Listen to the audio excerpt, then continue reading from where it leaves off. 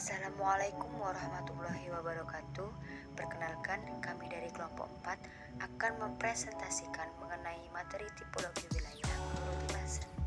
Apa itu tipologi wilayah menurut Klasen?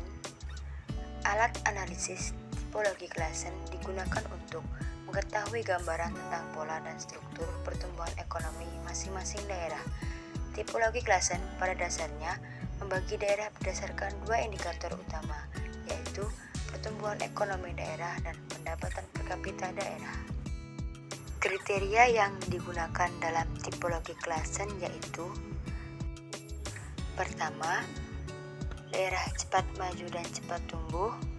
Kedua, daerah berkembang cepat. Ketiga, daerah maju tapi tertinggal.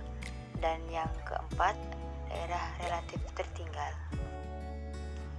Berikut disajikan tabel PDRB per kapita kabupaten atau kota Provinsi Lampung tahun 2015 sampai 2019.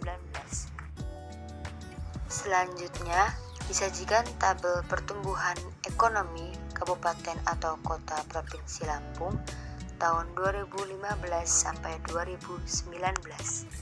Dari kedua tabel sebelumnya, maka kita dapat mengklasifikasikan kabupaten atau kota Provinsi Lampung menurut tipologi Klasen berdasarkan tahun 2015 sampai 2019. Dapat diketahui, daerah cepat maju dan cepat tumbuh terdiri dari Kabupaten Lampung Selatan, Lampung Tengah, Tulang Bawang, Mesuji, dan Bandar Lampung.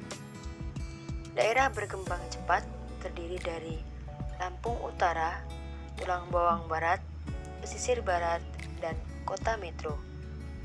Daerah relatif tertinggal terdiri dari Lampung Barat, Tanggamus, Lampung Timur, Waikanan, Pesawaran, dan Pringsewu. Analisis berdasarkan pada tabel 3 dapat diketahui bahwa Lampung Selatan, Lampung Tengah, Tulang Bawang, Mesuji, dan Kota Bandar Lampung tercatat sebagai kabupaten atau kota yang laju pertumbuhan dan PDRB per kapitanya lebih tinggi dari provinsi. Kabupaten Lampung Utara, Tulang Bawang Barat, Pesisir Barat, dan Kota Metro tercatat sebagai kabupaten atau kota yang laju pertumbuhannya lebih tinggi dari provinsi, tetapi PDRB per kapitanya lebih rendah.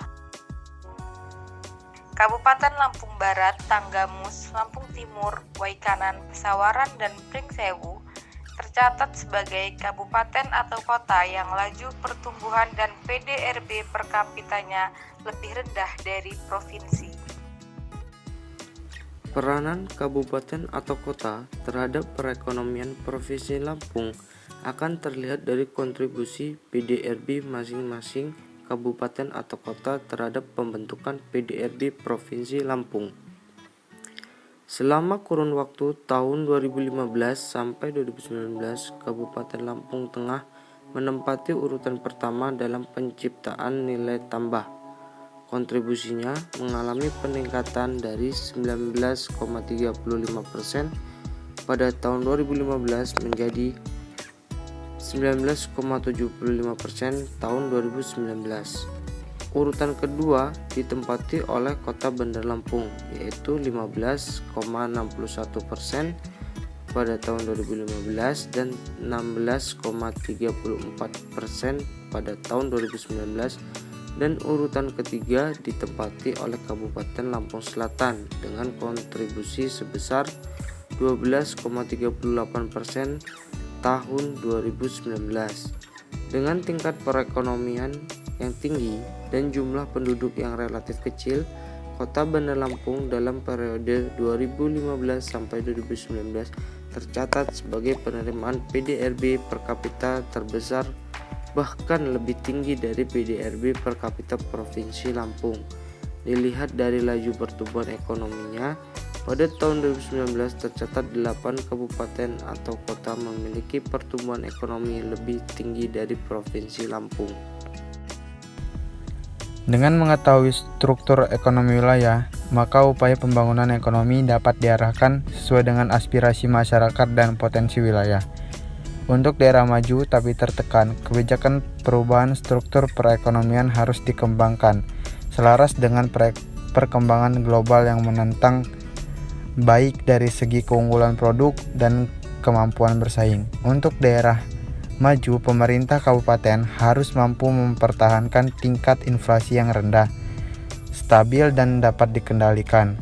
Karena semakin tidak stabilnya laju inflasi akan mengurangi kepercayaan pasar untuk berinvestasi sehingga dapat menurunkan pertumbuhan ekonomi regional.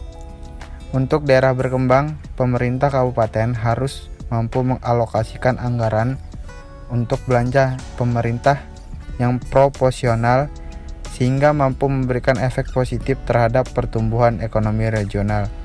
Suatu alokasi anggaran belanja pemerintah yang tidak berkesan boros atau pelit. Untuk daerah relatif tertinggal perlu dikembangkan kerjasama secara intensif dan berkelanjutan dengan daerah sekitar kabupaten relatif tertinggal, terutama dengan daerah yang berbatasan langsung, dengan mensinergikan program-program atau kegiatan-kegiatan guna mencapai hasil pembangunan yang optimal tanpa mengabaikan kerjasama dengan daerah lainnya. Demikian presentasi dari kami. Apabila ada salah kata kami mohon maaf. Wassalamualaikum warahmatullahi wabarakatuh.